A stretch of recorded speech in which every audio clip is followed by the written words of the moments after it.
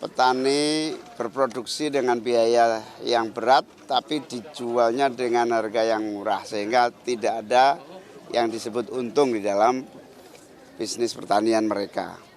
Apa itu Pak? Padi sekarang Pak. Padi sekarang ini.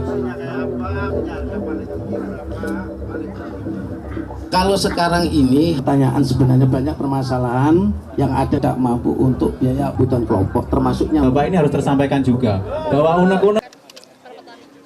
Hari ini kita mendengarkan fakta-fakta yang masih sama. Petani berproduksi dengan biaya yang berat tapi dijualnya dengan harga yang murah sehingga tidak ada yang disebut untung di dalam bisnis pertanian mereka. Salah satu yang sudah menjadi kendala umum itu, satu pupuk, yang kedua kestabilan harga. Yang ketiga tentu saja infrastruktur kayak air, sarana untuk mengangkut hasil produksi dan seterusnya, pengeringan. Tapi dari semua itu kita harus yakin bahwa perubahan itu mutlak dilakukan.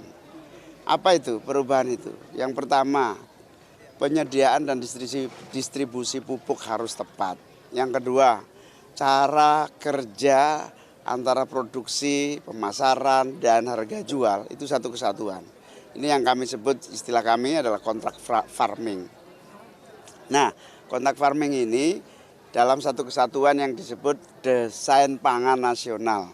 Proteinnya beras, proteinnya ternak, perikanan darat, perikanan laut, karbonnya beras, dan lain-lain. Ini dalam satu kesatuan sehingga nanti selain pertanian juga ada peternakan. Nah, ini semua desain pangan nasional harus dilakukan. Nanti begitu Amin menang, kita laksanakan desain pangan nasional, perubahan-perubahan substansi dari atas maupun bawah, kebijakan dari atas maupun kemauan dari bawah, satu kesatuan. Insya Allah dalam waktu cepat nanti pertanian akan menjadi idola, anak muda mau bertani kembali, dan kita akan kasih insentif buat orang muda yang mau berbisnis di bidang pertanian. Gus, tadi mengenai kontrak farming, Gus tadi sebutkan, gimana nantinya kalau udah tanda tangan nih petani sebagai produsen, terus kepada pembeli. Gitu ya, di tengah jalan nih gagal panen, Gus. Solusinya? Ya, gagal panen itu salah satu dari hulunya, yaitu permodalan, kemudian mengalami gagal panen. Gagal panen itu ada banyak sebab kan, sebab yang paling pokok di luar resiko itu memang harus ada semacam asuransi. Asuransi ini kan nggak ada, ya sementara harus ada pemerintah, perhatian pemerintah, atensi pemerintah, sekaligus apa yang disebut afirmasi pemerintah. Gagal panen harus menjadi bagian dari tanggung jawab pemerintah. Ketika itu sebabnya adalah bukan sebab kelalaian, tapi kalau sebab kelalaian ya bukan urusan pemerintah. Gus, tadi ada keluhan, kekecewaan dari masyarakat kalau ada irigasi yang dibangun oleh pemerintah Indonesia itu sangat buruk sehingga lebih baik Belanda yang melanjutkan kembali. Itu pernyataan pahit yang menyakitkan, tetapi juga mengingatkan kita betul bahwa korupsi itu berujung kepada kehancuran. Kehancuran apa? Kehancuran infrastruktur yang dibangun. Kehancuran infrastruktur ini memalukan, karena itu hulu pokok masalahnya adalah korupsi yang harus diberantas total.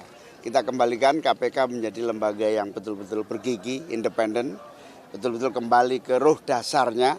Yang kedua, seluruh aparat hukum kita kelola betul, semua di-manage dengan pengawasan yang ketat, sehingga penegakan hukum harus betul-betul terjadi di negeri kita.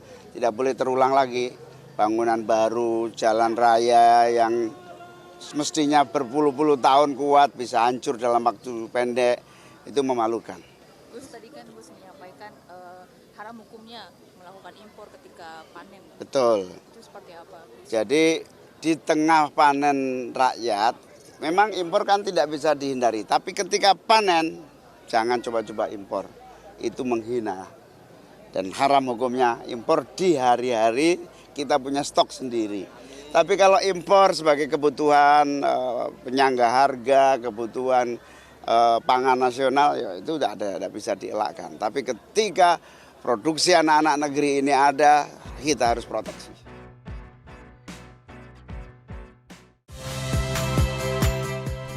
Saya Muhammad Syahreza. Saksikan program-program Kompas TV melalui siaran digital, pay TV, dan media streaming lainnya. Kompas TV, independen, terpercaya.